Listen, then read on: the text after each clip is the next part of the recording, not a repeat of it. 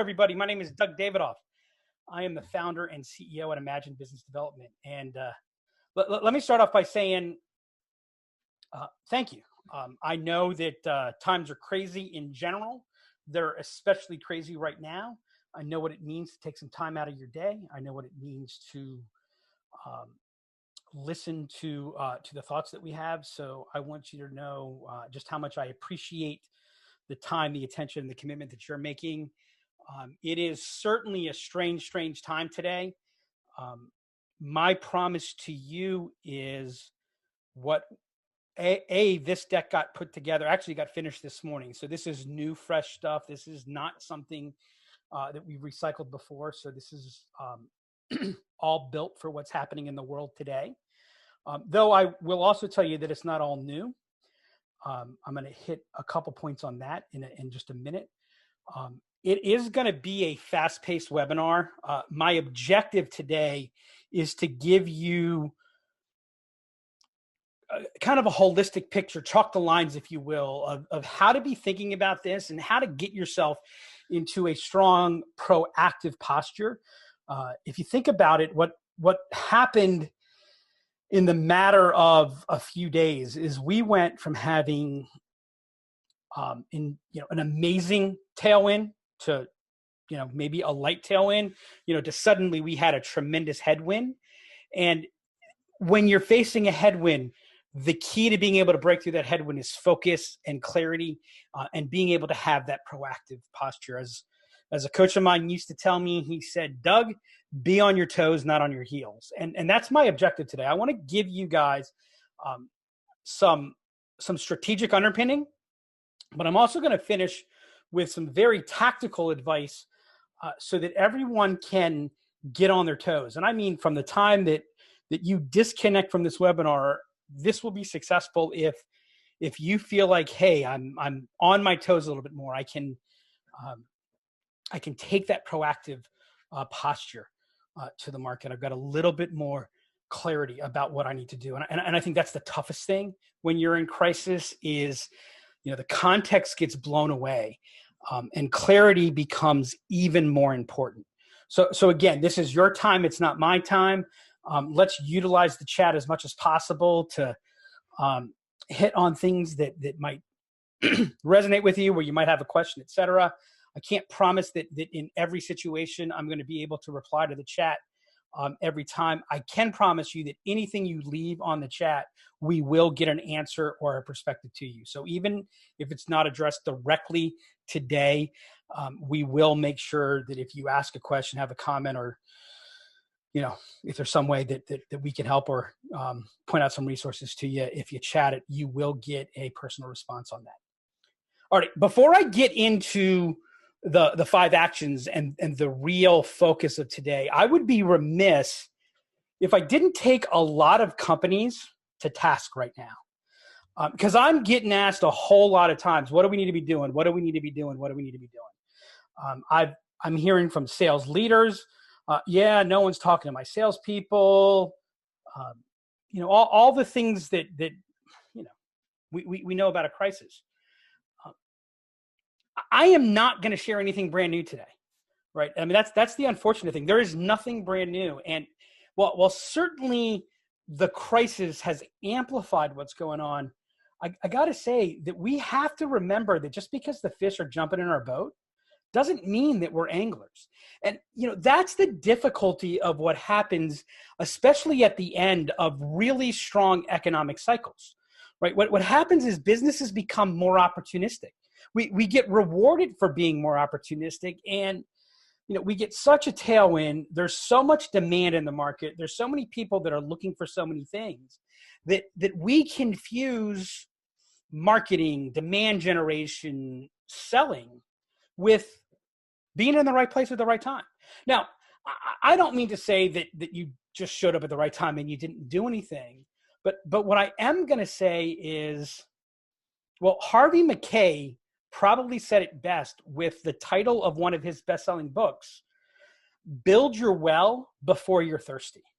And I think what happened was when we came out of the last recession, there was a lot of building of wells. And then there was a period where And it was actually really exciting because companies were really looking to build that asset. They were taking a stronger, more focused position in the market. They were looking at clear value propositions. Salespeople were doing it as well. But then as it got easier and easier to just follow the path of the customer who was looking to buy something, we kind of ceded our ground. And we stopped creating as much value. We started writing content because, well, we had to write content. We had forms because we had to have forms. We did lead generation because we had to do lead generation. We did calls because we had to do calls. But we didn't really focus on the fundamentals. And so I don't want to disappoint you, but the key, the absolute 100% key to succeeding in a crisis is it comes down to fundamentals, right? When times are good, that's when flash is great. But, if you're a basketball fan, it's the last 40 seconds of the game. Who's got the fundamentals? That's why Hakeem Olajuwon was so good. No one would beat him on fundamentals. And so if the game was on the line, he was the guy that you went to. We need to focus on fundamentals. And I'll tell you, there's going to be another crisis. There's going to be another recession. There have been 7 recessions in the last 50 years. And I realize that this is not yet officially a recession, but if any of you don't know this already, we are in a recession right now. The question is, how deep is the recession going to be? And how long is the recession going to go? Right? There's going to be another recession. The key to getting through that next recession, it starts right now. It starts right now. And it determines, do we run through? Do we take the things that I'm going to talk about today and not just apply them when we're in crisis, but do we apply them when we're out of the crisis? Do we maintain that discipline? Right now, I share with you this chart. This is not the first time we've been here. Now, I do want to point out, this is a unique recession, right? There is a component to this recession that has never been present before, because we've got a health scare. We've got a health issue that really complicates everything. But it is important that we understand the underlying components of this. Yeah, okay, this is crazy. It's difficult. I remember back in the 2001, 2002 recession, I was actually at Merrill Lynch. It was a really tough time because not only were we in a recession, but every day I opened up the newspaper and I read something bad about my company. And I got really, really frustrated. And someone came along and said, Doug, what you do now will determine whether or not you look back on these days and you call them a defining moment or you call it a catastrophe. And I'll tell you that in that moment, that changed my mindset. Right? Here's our opportunity. It is in bad times. It is in crisis. It is when everything is crazy. It is when fear runs its most rampant. Right? Those are the times that good performers, good companies, good salespeople, good marketers, those are the times that they separate themselves from their peers and become great. Right? You don't separate yourself from your peers when everything's going well. It's too easy for everything to go well. That's our opportunity. I challenge every one of you today to look at this from the perspective of, how can I take, however long this crisis goes, how can I make this a defining moment for me and my company? And how can I make it the springboard to the greatness, the success that we're looking for 3, 5, 10 years into the future? And as I shared before, succeeding in a crisis, it comes down to the basics. Do you master the basics? Do you understand what you need to do on a day-to-day basis? Right.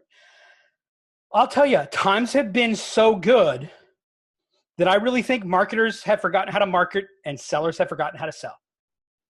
Right? It's kind of like there's been these bands holding our weights up and we're like, hey, I mentioned before that I was at Merrill Lynch. I want to tell you guys, I used to keep a sign above my office door, and it said, don't confuse brains with a bull market. Right? Don't confuse brains with a bull market. Don't confuse the result that you got from your activities to the quality of your activities, right? And here's what happens in really, really good times, like the last 3-4 years, we got rewarded for bad activity because we could succeed with bad activity. Today, it's going to feel like we're getting punished for good activity, right? And that's why you really have to be focused on the input. What are you doing? I promise you, if you follow the 5 actions that I show you today, you will do well, certainly relatively speaking. You'll do well in this crisis, but even more importantly, you'll do phenomenally when we get out of it. Now, when we come into these types of situations, I'm always reminded of what's called the Stockdale paradox. If anybody's ever read the book Good to Great, Jim Collins talks about it in the book Good to Great. Admiral James Stockdale was one of the highest ranking officers to have been taken prisoner in Vietnam. He was a prisoner, I think, for about 7 years. When he got out, he was asked the question, what enabled him to get through it all? And basically what he said was, the key to surviving an environment like that is the ability to confront the most brutal facts of your current reality, whatever they may be, however bad they may be. So like that's step one. Let's admit, the facts are bad, right? And it varies by your industry. There's certain levels of intensity, right? I had a coach who said all progress begins with honesty, right? You're not negative if you say, hey, I'm down.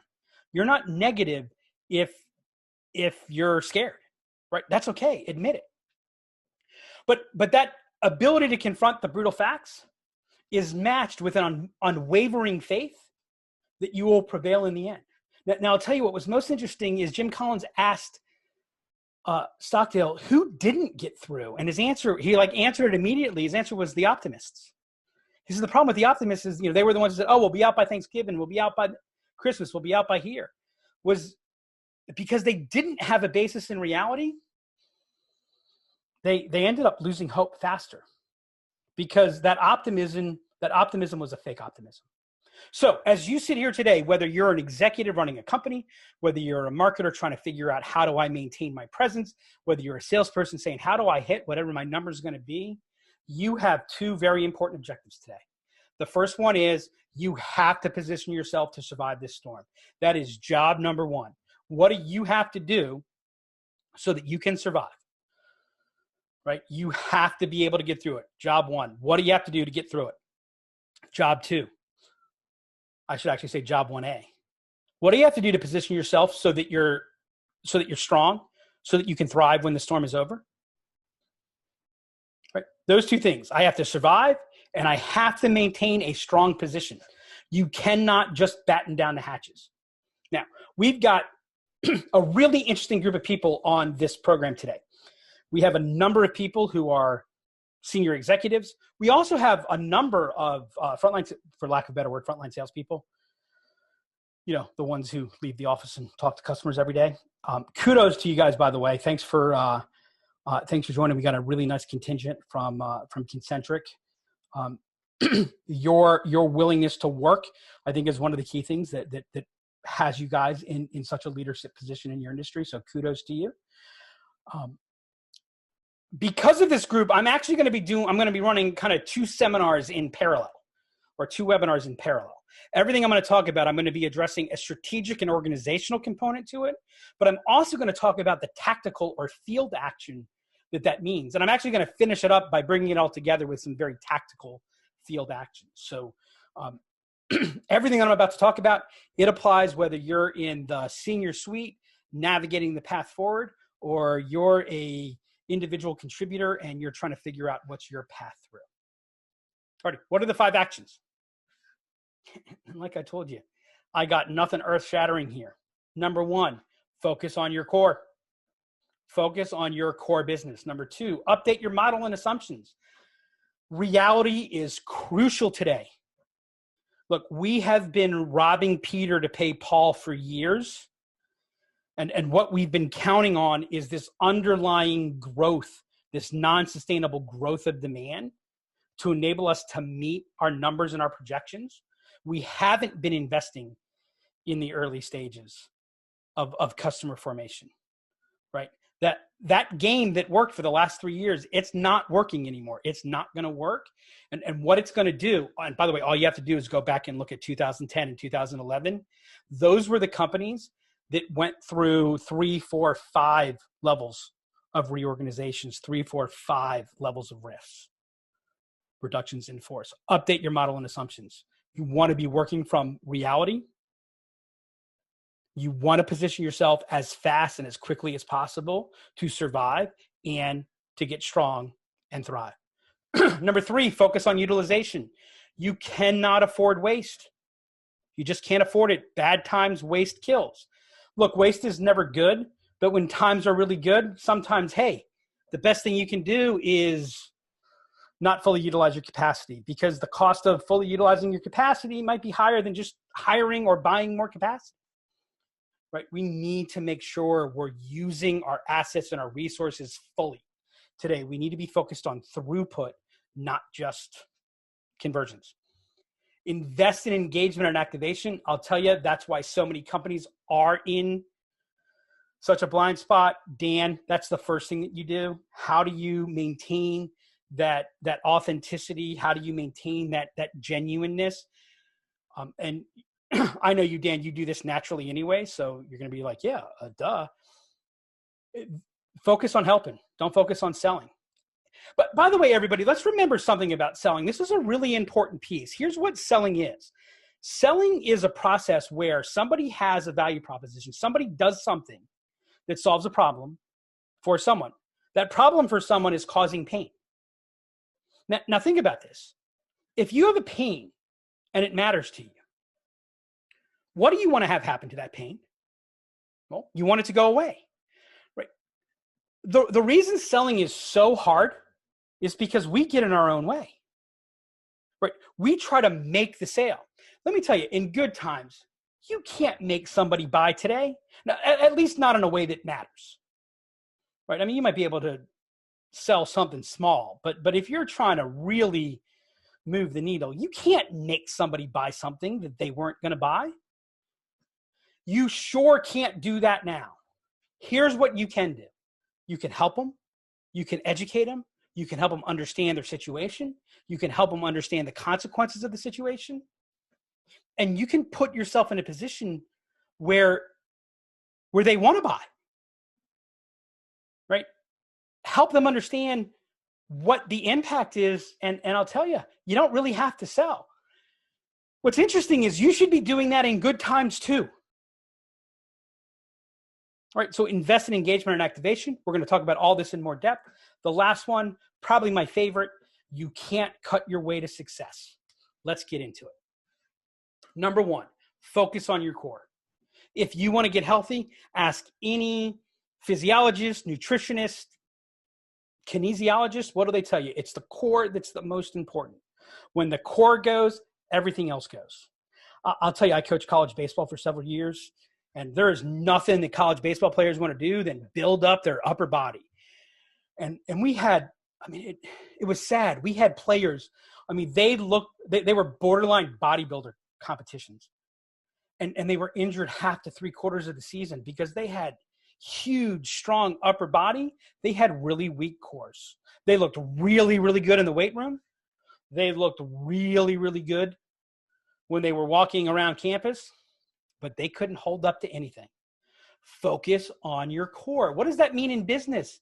It means focus on your core business. What does that mean if you're a salesperson? It means focus on your core customers. Focus on the customers that you can serve best. I literally took this slide from a presentation that I did 10 years ago. Maybe your business was never as big as you thought it was. Right? Maybe all that product add-on and lines and all those other things, maybe it actually wasn't as valuable as you thought it was. What you need to do is you need to understand what is your core business. What is that business that if it didn't exist, the world would be worse off? Right? Where is the place where you make a difference? And for whom do you make that difference? This is where we should be focusing anyways, but it's especially important that we do it now. Now, most often that area is probably the area of your business that you're most familiar with. Typically, the core business is the largest business. It might not always be the largest business. Maybe you were in the midst of a transformation. Maybe your legacy business has gotten completely commoditized. That's possible. And maybe you were holding on to that legacy business because it was producing a lot of cash flow for you. It was a cash cow. Well, guess what? If you hold on too tight to that cash cow, you're not going to position yourself to thrive when we get out of the recession. And here's the thing that's interesting. More businesses go out of business, more salespeople get fired because of performance in the first 6 to 12 months of a recovery than actually through the recession. You know, it's kind of interesting when you're in a recession, you're fighting so hard for your survival. You don't think about quitting, but you get weaker through the process, and all of a sudden you can't withstand the force that's needed when markets get back on track. Focus on your core business. That will generate new revenue for you. That will generate strong margins for you. And that will put you in a position so that as things start to come back, that's where you'll have the biggest impact, right? Well, what do you have to do to focus on your core business? You need to have clarity around your business, right? What's your business model? How are you going to exploit it? This is for everybody, salespeople, marketers. Who do you want to be a hero to? Like, where are you the best, and for whom are you the best? Right. The single most important question that we can answer as a business is, who do we want to be a hero to? Who do you want to be a hero to? Because I'll tell you what, right now with what's going on, the world needs heroes. Focus on the people that you are designed to be a hero to. You'll stand out. Refresh your value proposition. Does it stand out? Is it must have? Is it unmistakably urgent? Unmistakably important? What do you do for what customers that is unmistakably important and unmistakably urgent? Focus 2/3 of your time at least in those areas. How do you position yourself in the market? And then how do you profitably acquire and retain customers? Right? Guess what? We actually have to sell. We actually have to generate demand now. It's not going to be running all over the place. The fish have said, whoa, whoa, whoa, whoa. They've gone underwater a little bit. We need to be smarter in how we go out after them. You need to know, who is your ideal client profile? Who are the people that you need to influence? What is your point of view? A point of view is more important than ever today. And what's your sales model? Now, what are the 4 things you should do in a good market to succeed? Well, yeah, those 4 pieces of the puzzle, they answer that. It's not enough just to say, like, hey, we focus on manufacturers that. How do you score your ideal client profile? Right? Where's that place that you can focus on the attributes where everything's 4s and 5s? This is where you survive. This is where you thrive. Right? When the economy is really, really good, we can be lazy because we got the whole market. It's easier to buy. Right? We need to be focused. Organizationally, you need to have a very clear picture, and you need to make sure that you are taking all resources that you have, because the likelihood is, yeah, of course you're going to have to make some cuts. Right? But you don't cut everything. There are places where you actually maybe cut more than you would have otherwise, so that you can invest in those core areas, because that core is what's going to make you stronger. How do you determine your core? How do you really define it? List all the problems that you solve. From that list, answer, what are the problems that you solve uniquely well? What are the problems that you're the best in the world at? Because see, if you're not the best in the world today, you're me too. And if you're me too, you don't get it. It doesn't get to you, right? We're about to enter an economic drought, right? We need to make it rain. When you're me too, you don't make it rain. Now, you know the problems that you solve uniquely well. Who are the customers and clients that you serve And then from that list, who are the customers and clients that you serve uniquely well? Now, create a Venn diagram. These are the problems that we solve. We're the best in the world at it. These are the customers that we serve. We're the best in the world at it. Create a Venn diagram. That overlap, that's your core. Focus there. Focus on the problems that you're the best, that the customers that you serve the best have, that are unmistakably important, unmistakably urgent. Deliver a point of view. No more feature benefit, we do crap. A point of view message is all about the customer and the issues that are important to them. It challenges their thinking and it leads them to think differently. A point of view message stimulates conversation. It doesn't sell. A point of view message makes your market smarter. And notice what I said, it makes your market smarter. That means your customers and your competitors. By the way, smart competitors, they're good for everybody. Stop thinking of them as competitors. Start thinking of them as rivals. Smart competitors make you better. Smart competitors make the market better. We need to make the market stronger. We thrive in strong markets, and that means we need strong rivals. If you're thinking about, oh no, my competitors might take what I'm doing, again, that's not good thinking in good markets. It's horrible thinking in bad markets, right? So what if you help your competitors a little bit too? I promise you, you'll win the disproportionate reward. You have to deliver that point of view message. And then determine what sales game are you playing. Now, depending upon the size of company or how your market segment is based, you may play two of these games, but play the right game to the right people.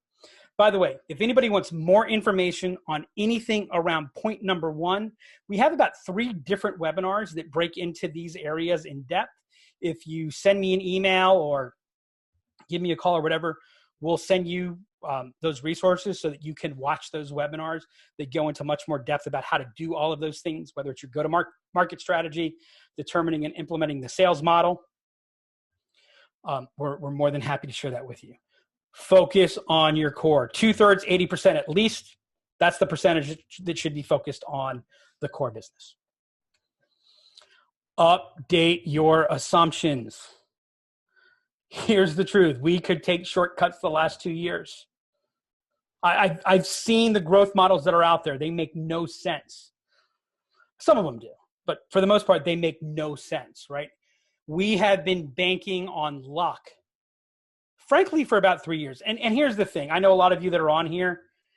I think you probably know that that's true. I think we've gone into each year going, how am I going to hit that number? Okay, we pull it out. Well, it's time to pay. It's time to understand what is the purchase. Like, you have to align with the purchase cycle of your market. You cannot make somebody buy something that they were not at least in serious consideration of buying. Now, you can influence who they buy from, certainly. And if you do things correctly and you take advantage of generating awareness earlier, you can influence when that intent emerges. But here's what's happened in your market. In a lot of markets, intent has just disappeared or it's been cut significantly. Guess what? If there's no intent, there's no intent. You're in an engaged phase. How do you balance the line? Deal with people where they are, right? Orient to that and make sure that you have a strong model supporting your decisions. Now, we are going to be doing a webinar in a few weeks, April 27th. It's going to be a deep dive. It's an advanced webinar on how to build out or update your model to build predictability and impact to what you're doing. I hate when people say selling is a numbers game, but we do have to acknowledge that selling is a game where numbers are important. So what we're doing has to fit some numbers. That's where we get predictability. You need to build a strong economic model. You need to have a strong demand generation model where you're running multiple scenarios so that you can make smart decisions before you have to respond in massive crisis. You need to make sure that your underlying assumptions fit. Where can we invest? How can we invest? What is going to happen? And I'm telling you, better to accept the fact that you can't hit a number that's an artificially high number and make the adjustment and begin to build from a point of strength than it is to try to chase down and hope. Now, we're going to be tempted to do that. That's normal human behavior. But the people who accept that reality first and then get to work to making things better, they're the ones who are going to come out on top. Now, one of the things I want to advise you to do specifically is I encourage you to do a really deep win rate analysis. Say that 10 times real fast. Win rate analysis. Here's something that's really interesting. This is actually based on real data. The names have been changed to protect the guilty. If you think about how most companies do their win analysis, they look at it based on number of opportunities. So if we look at this sales organization, they had 721 opportunities come through their pipeline in the year. They won 274 of them, lost 159, and 288 are still in progress. Hey, they've got a 33% win closing rate. Not bad.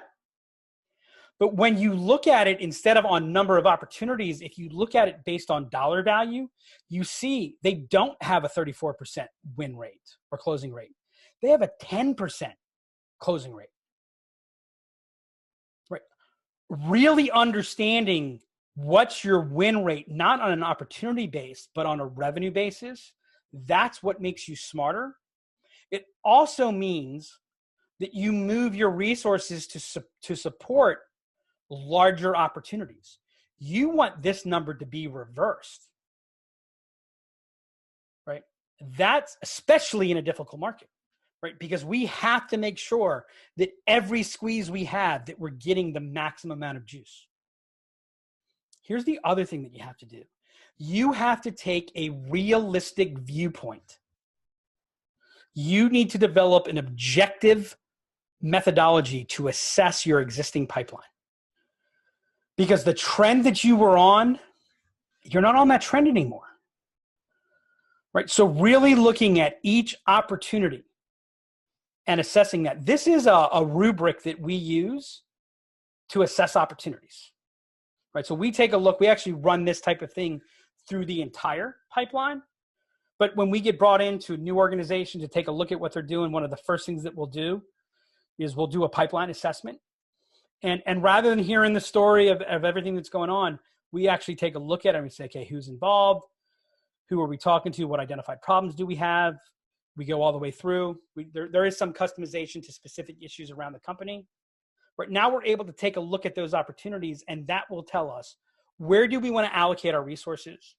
What are the weaknesses in each opportunity that we need to address to increase the probability of getting the benefit of being able to win them, and so forth, rather than getting stuck in the whole subjective mindset.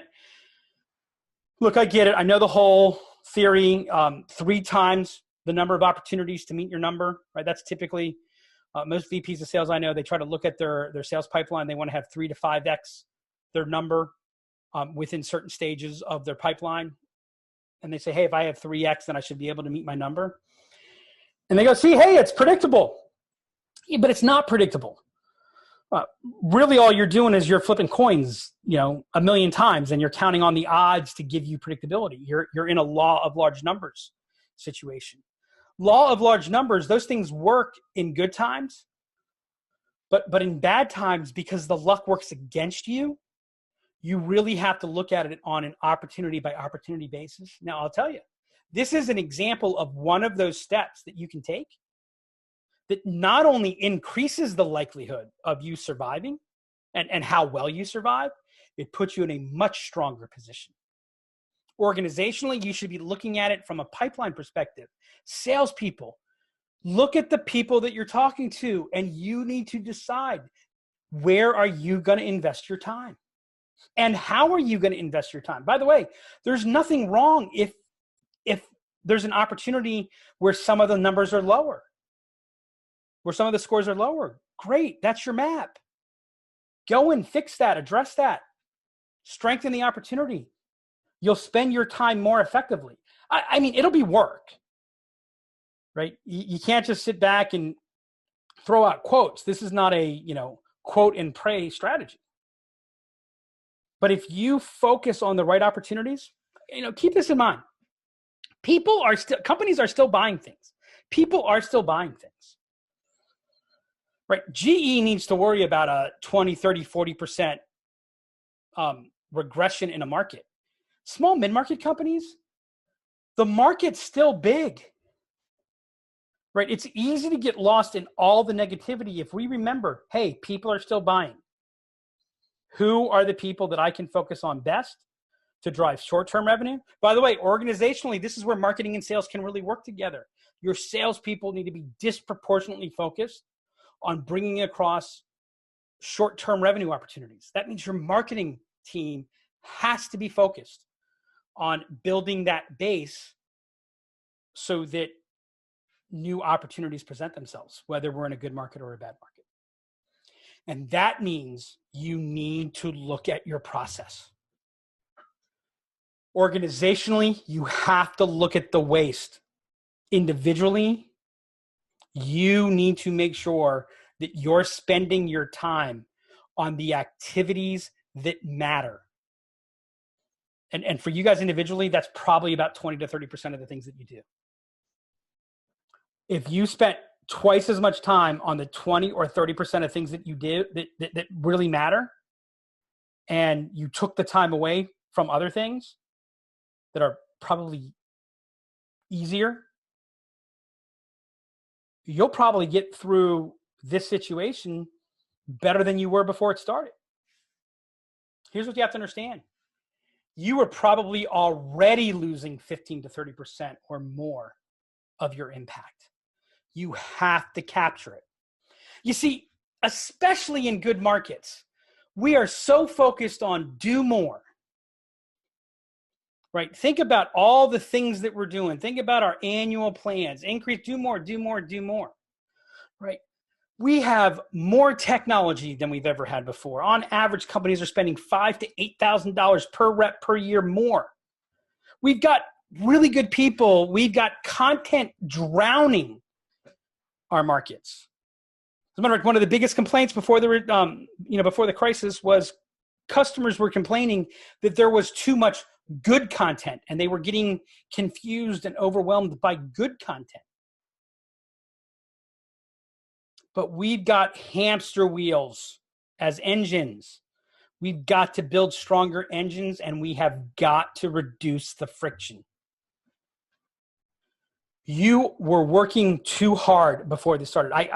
We probably analyze 100 to 150 companies a year. I can tell you with a very high level of confidence that on average, good companies should have been doing 25 to 30% more growth, more bottom line or midline growth, gross profit growth. They should have been growing 25% better than they were growing with the size team that they had, or they should have been able to reduce their team by about 20 to 25%. They should have been able to do it with 20 to 25% fewer people, or they should have been growing 20 to 25% more. Those are good organizations. The average ones we were seeing 33 to 50%. By the way, if we take a look at the recession from a decade ago, first wave of cuts, and by the way, we're already seeing it. We had a company that cut 50% of their salespeople. Here's the problem. The 50% of their salespeople are only producing 60% of the impact that they should have produced. They're already going, wait, maybe we didn't cut enough. And here's the thing. The problem wasn't the number of salespeople. The problem was the plumbing. You have to focus on the plumbing, especially in bad times, because it's the plumbing that determines how much of the juice do you get for the squeeze. Right? In really good times, hey, we can just squeeze that orange and then throw it away. And hey, as long as we're getting most of it, it's like you're at the all you can eat. If there are any people from Maryland, Chesapeake Bay, I'm like 10 miles from the Chesapeake Bay, bluefin crabs. The difference between good times and bad times is the difference between, am I having crabs all you can eat, or am I paying by the crab or by the bushel? When I pay by the crab or by the bushel, there is virtually no crab meat left when we're done with those crabs. when we're all you can eat, you could probably get another meal with the crab meat left in the crabs. It's the group, by the way, not me. I am, of course, always making sure I get all of the crab meat. Right. That's the analogy of good times and bad times. We can't afford not to have good plumbing. You want to bring the biggest impact to your company in the shortest period of time at the lowest possible cost. Invest in your plumbing. That's why Omar Bradley said amateurs talk strategies and professionals talk logistics. It's how we do what we do that really makes the bigger difference than what we do. It's about having a really good, really strong structure. What are the tools that you're using? What is the design of your system? And I'm going to show you in a minute. If you haven't documented the design of your system, then you're making it up each time, and you can't afford it because it makes you have to slow down. You can't be totally focused. It's interesting. I'm a pilot flying a plane 95% of the time, 99% of the time. I can sit back, talk, relax. But I'll tell you what, when that crisis happens, you better have the system so clearly designed that no one has to say a word because you don't have time to think.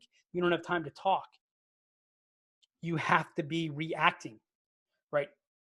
And the way that you react proactively is by already having that system built.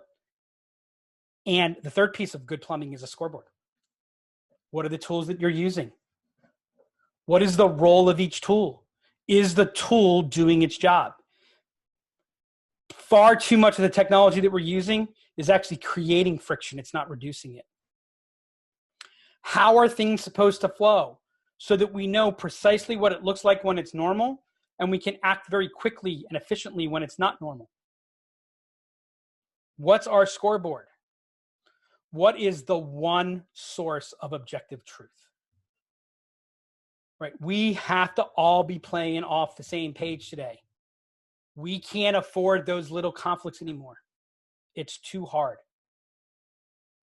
Individually, it means we have to be really clear on what are we doing. The key to getting through a difficult time the best is focus doing fewer things better. In really good times, that's when you can expand and do more things. But when things are tough, you focus on fewer things and you do them exceptionally. Salespeople and marketers, here's my recommendation to you.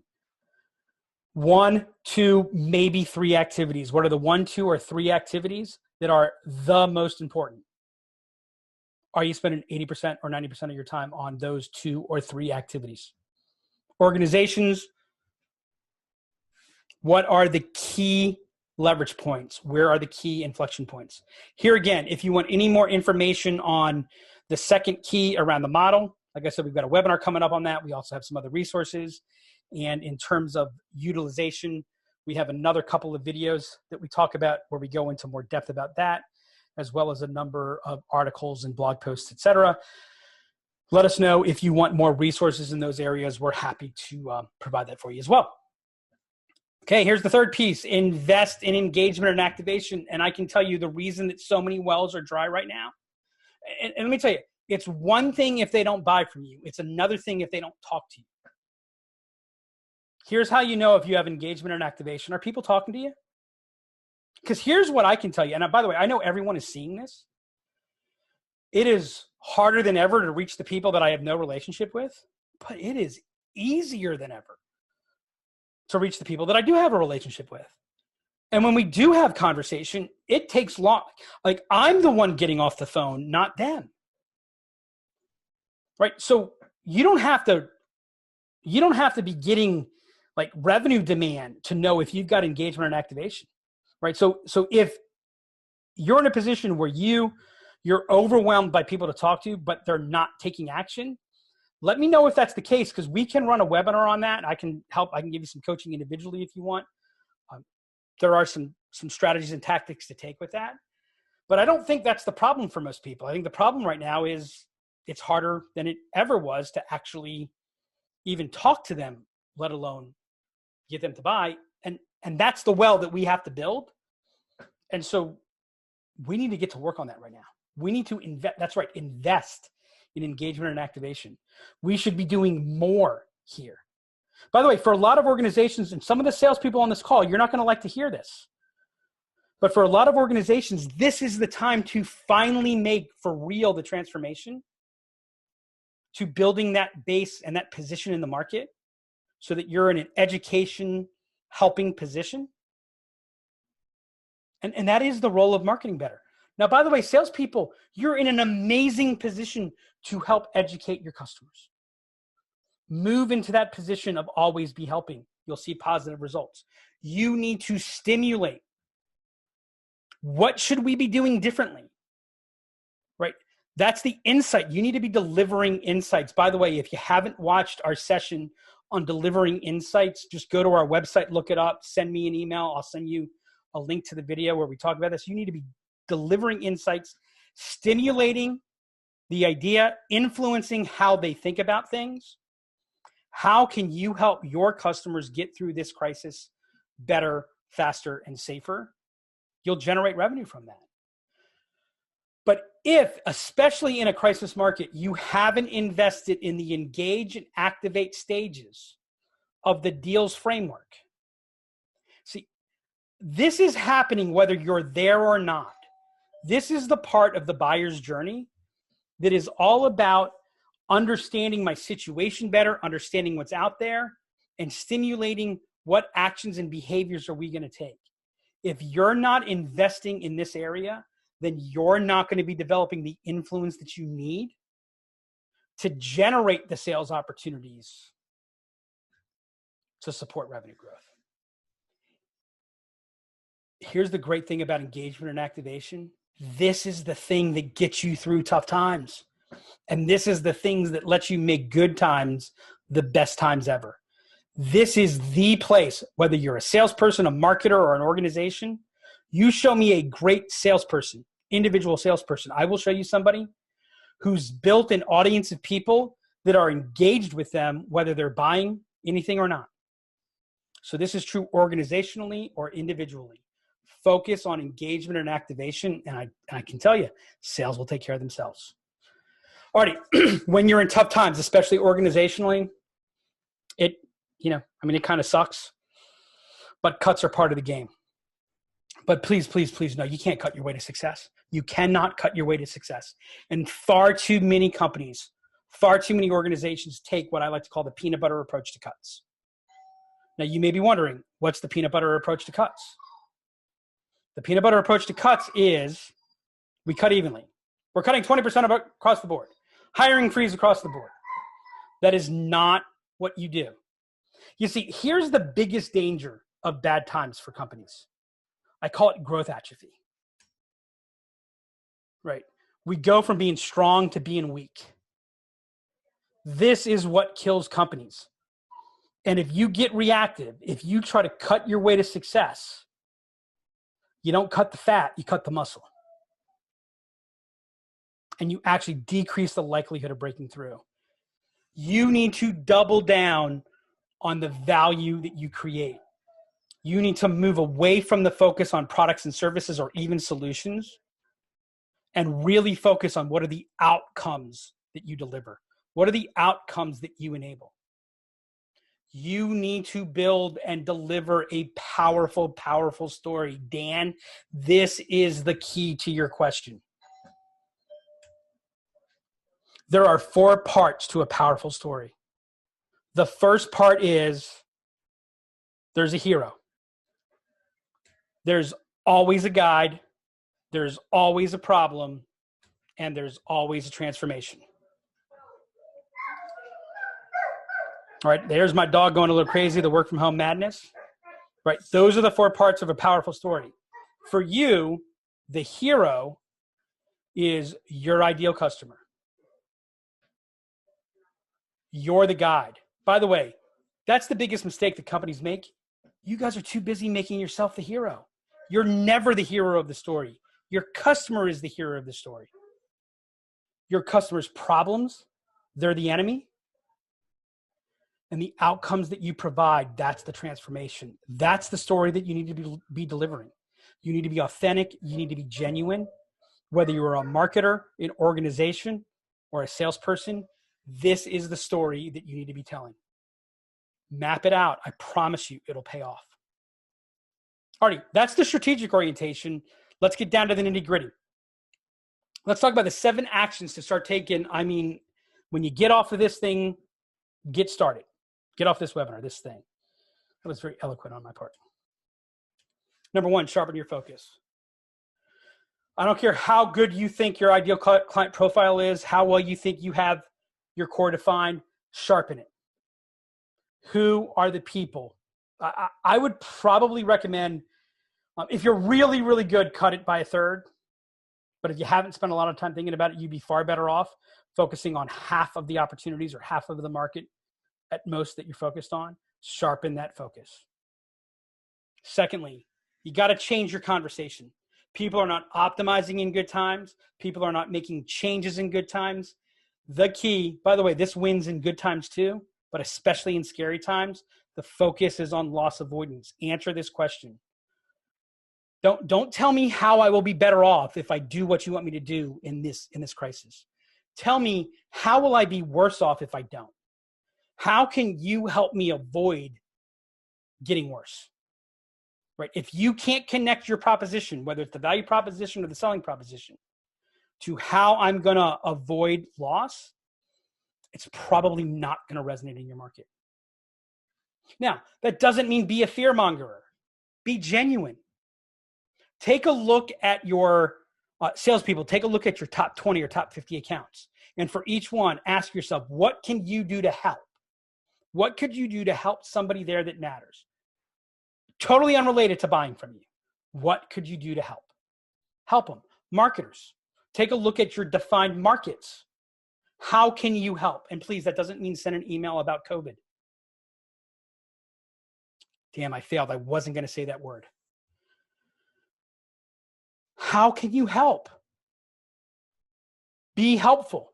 We are tripling down on our webinar series, our free webinar series. We're going to help. I want to help 1,000 companies in the next 4 months.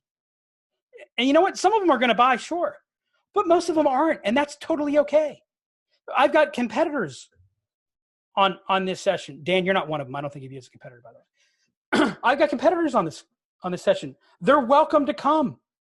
I want to make this market stronger because I'm not here for the next 6 months. I'm here for the next 60 years, at least. Right? I got a bigger future here. We need to make this market stronger right now. That's something you can do today. Sharpen your focus and create the list. What can you do to help? And start helping. And by the way, helping means it's not in your self-interest. Create context. That's what leadership is about. We're all scared because no one knows what to make sense for anything. Help people make sense. Help people figure out where north is. Create context. By the way, if you help, you'll create context. Okay, this gets a little bit more into the tactical side.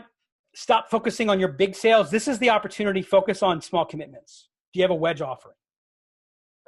What's something that you can do? You might want to create an offer. We're actually working with a client. We kind of took the small commitment and the find a way to help. We realized that they have a piece of their product that actually addresses an acute issue that's mushrooming in this current situation. We made the decision, at least for the next 90 days, we're offering that module totally free. Totally free. No commitment after that. For as long as this crisis is going on, we're going to give them that commitment for free. Now, yeah, of course, they begin to use it. We begin to build a relationship. They see the benefit from it. So yeah, there's certainly, it's not a full help because there's some self-interest there, right?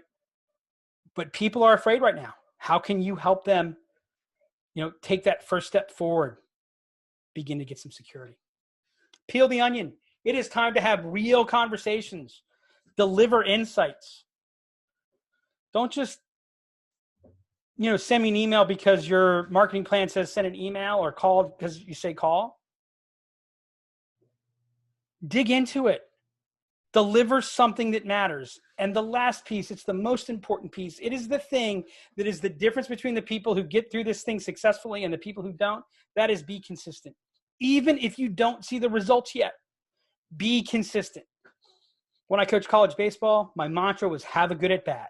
Have good at bats. Be consistent. You'll be better in the crisis, and you will be a whole lot better when we come out of it. All right, a couple things real quick. Don't miss it. April 27th, 2 p.m. We're putting on an advanced webinar. And that is not to say you can't come if you're advanced. I just want you to know we're going to we're going to start off digging deep, and it's going to have some math. We're going to be talking about how to update your growth models to build predictability and impact in your strategy. If you do want some help from us, we've updated our revenue acceleration readiness assessment, and we have turned it into the revenue protection and enhancement assessment. If you want to get an outside set of eyes to take a look at what you're doing, what are the key things that you should be looking at organizationally to make sure that you're in the strongest position to get through this and to thrive after this, send me an email, give me a call, or you can just go ahead and get started with the assessment at imaginellc.com/revenue protection.